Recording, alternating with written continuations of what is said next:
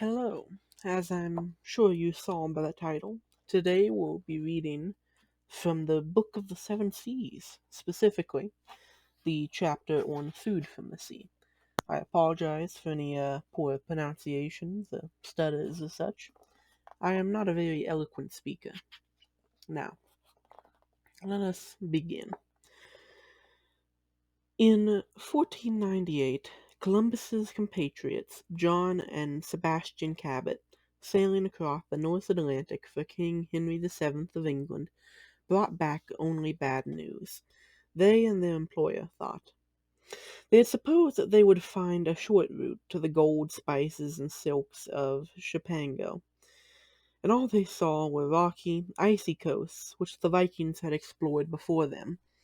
It was a mere afterthought that they had mentioned the mildly interesting fact that at one place, near what they called the Newfound Isle, codfish was so plentiful that the sailors lowered baskets into the sea and brought them up full of squirming, silvery bodies. The Cabots had discovered the Grand Banks, greatest fishing grounds in the world. The big wigs at court and the merchants did not care, but before long a lot of simple fishermen were making a good living, and improving the diets of folks at home, by sailing to the Grand Banks of Newfoundland for fish. After a while, the rights of fishing here were considered more valuable than all the treasure of the fabled East. When the United States succeeded in getting independence recognized, the one thing old John Adams insisted on getting into the Treaty of Peace, besides that recognition, was the right of New Englanders to fish in the Grand Banks. The sea always had furnished so much of men's food that it had been a calamity when the supply moved away.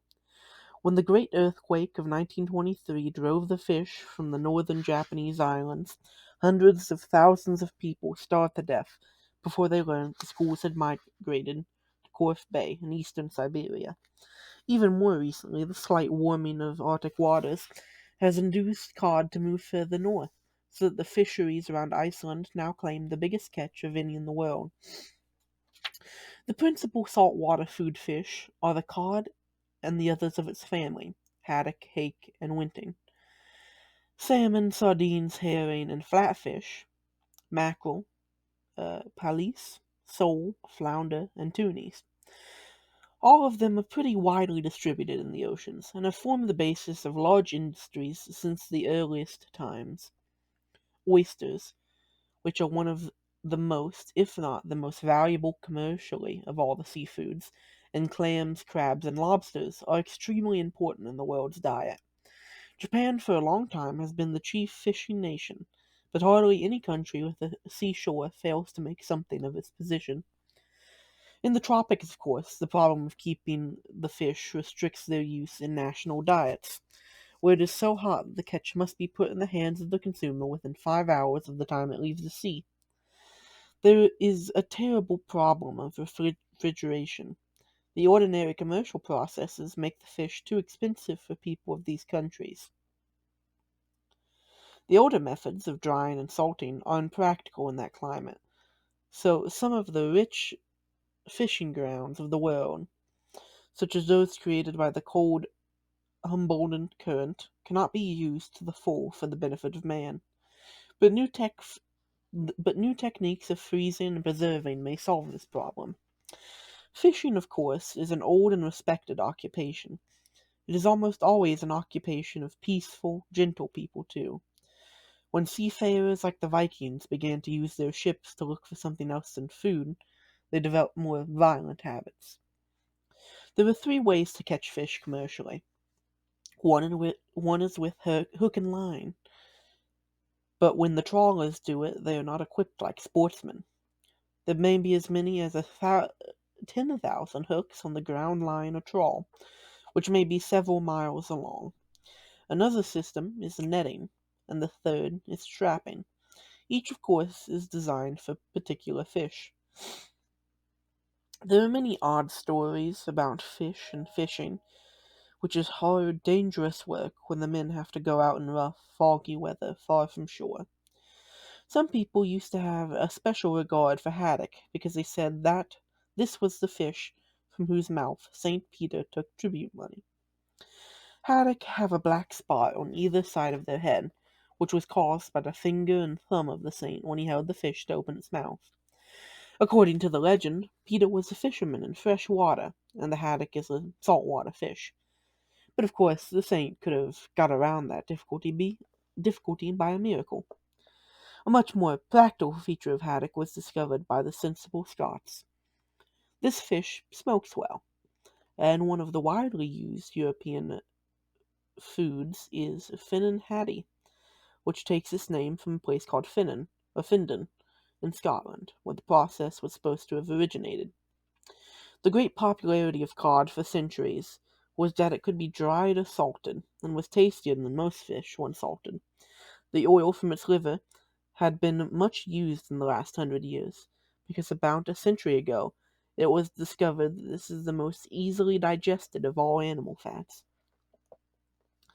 Sardines are not the same thing to the scientists that they are to the housewife. Technically, the sardine is the name of a species of the genus Sardinalia. Commercially, it is the young of quite a few fish which are packed in oil. The idea of thus using a catch of little fellows, which would otherwise be too small for a reasonable sale, first occurred to the French, but the fishermen of other countries soon copied them. There are thriving sardine industries now in Italy, Spain, Portugal, the United States, Sweden, Norway, and Japan.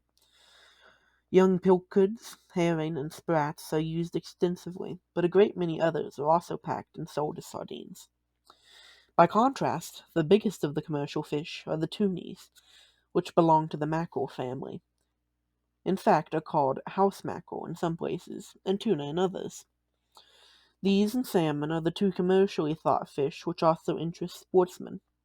Tunny have been known to reach a length of 10 feet, and a fish of that size may weigh as much as 1,500 pounds. 1,500 pounds. International food experts have been trying for a long time to improve the fisheries of countries with poor nutrition and easy access to the sea. The good health of the Japanese on an otherwise skimpy diet has been attributed to the fact that they are the biggest fish eaters in the world, 72 pounds per capita per year. Since this means more than 3 million tons of fish, it is easily seen why fishing is a major Japanese industry. It compensates for the comparatively small amount of meat and cheese in Japan. England, where the average consumption is 44 pounds a year, is another big fish-eating country. And of course, the Scandinavians and Dutch are about the same. In the United States, people eat only about 11 pounds apiece on average. It is becoming more popular with the diet-conscious people, however. Halibut and salmon, for example, have as much protein as beef, or more, but much fewer calories because they have much less fat. Before the discovery of America, the great northern fisheries were in the North Sea, which is sometimes called the German Ocean. Here, there are banks very nearly as rich in marine life as the Grand Banks, and the fishermen of many nations have trawled there for centuries. Since 1882, fishing there has been regulated by international agreements, starting with one to which Denmark, Great Britain, France, Belgium, Germany, and the Netherlands were parties. All the fisheries, of course, are governed by the presence or absence of a food supply for the fish. So the most fertile spots are those where the water is cold, teeming with the protozoans, which make up the basis of plankton, and where the bottoms are covered with starfish, periwinkles, and shrimps. Shellfish are not as important in the world's food supply as the finny fish, but they make up a disproportionately valuable part of the catch. Oysters are by far the most important. There are about 100 species of oysters, most of them edible, and all of them gregarious. They live in great colonies called beds, and reach maturity usually at the age of 4 years.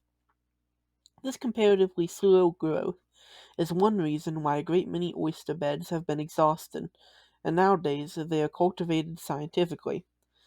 They are fussy animals, very selective in their choice of habitat, which is why it has been found impossible to colonize the Atlantic oyster in Pacific waters. New seed oysters have to be planted every year.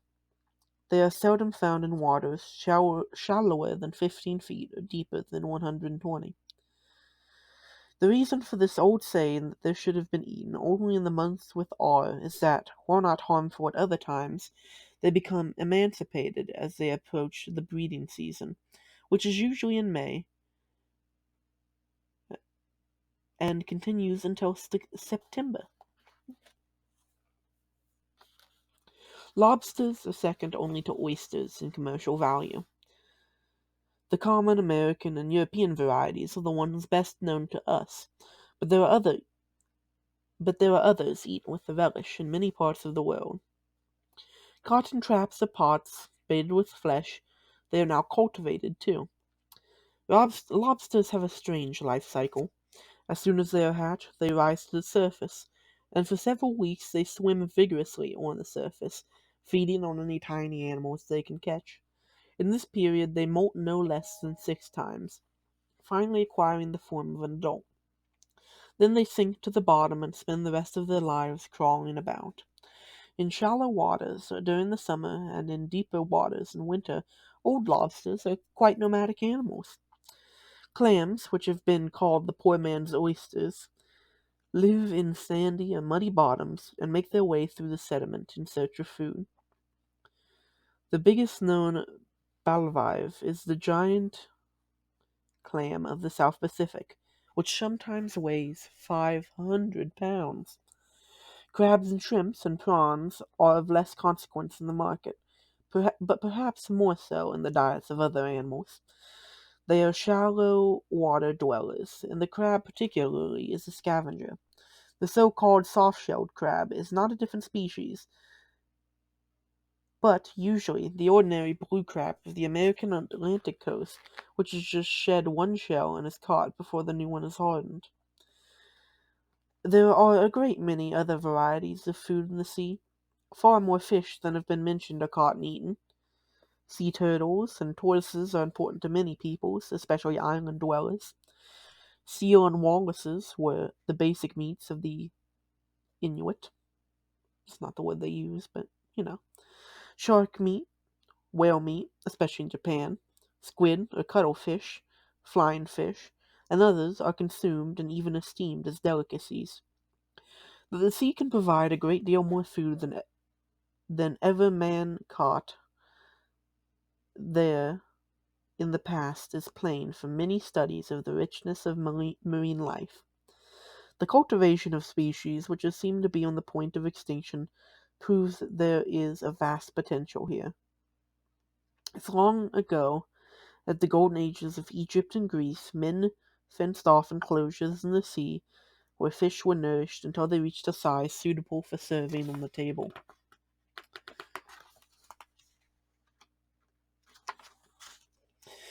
But there is a new possibility, even more far-reaching than the potential to be gained from improved methods of preservation. This is the suggestion made by a number of learned scientists that the greatly increased human population, which they expect in future centuries will be nourished from the very source of all life, the little one-celled plants of the sea, without bothering with the middlemen of fish or cattle. It has been proved that algae, which has been grown in seawater in virtually inexhaustible quantities with nothing more than sunlight, contains all the essentials for the nourishment of man. The more sober workers in this vineyard, however, do not propose to feed us on the stuff right away. First, they will use it as animal feed, fattening endless herds of cattle with it on the theory that steers are not as fussy eaters as human beings. But this does not eliminate the possibility that this still another step will take them into growing algae of different flavors to tempt the appetite of man.